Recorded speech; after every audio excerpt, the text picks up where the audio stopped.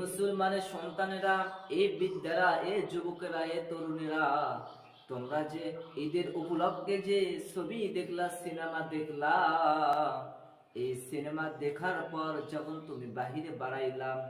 সাংবাদিক তোমাকে প্রশ্ন করলো, হাজারো যুবক এই সিনেমা দেখিয়া যে দুই ফোঁটা চোখের পানি ফেল দিলাম, হাসরের ময়দানে আল্লাহ যদি বলে, এই আমার বান্দারা, তোমাদেরকে দুনিয়াতে পাঠিয়ে দিয়েছিলাম নামাজ পড়ার জন্য, দুনিয়াকে রমজান রোজা রাখার জন্য, তোমরা এই ঈদের উপলক্ষে যে রাজকুমার ছবি বার করলা, এই ছবিতে দেখে যে দুই ফোঁটা চোখের পানি ফেল দিলা, উত্তম রূপে নিজের হাত দিয়ে তোমার চেহারা বানাইছিলাম, মিথ্যা জিনিস দেখিয়ে, সিনেমা দেখিয়ে, রাজকুমার ছবি দেখিয়ে তুমি যে চোখের পানি ফেল দিলা,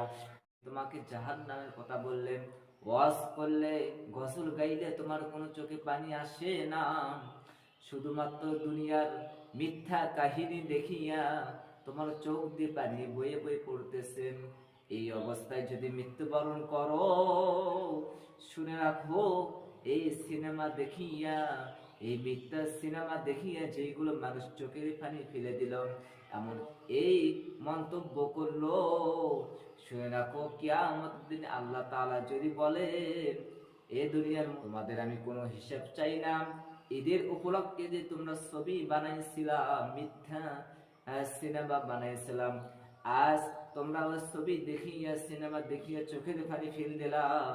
এমনকি তোমাদেরকে ভালো লেগেছিল, আমাকে এই জবাব না দেওয়া পর্যন্ত আমি এক পাও তোমাদেরকে অগ্রসর হইতে দেব না। এই অবস্থায়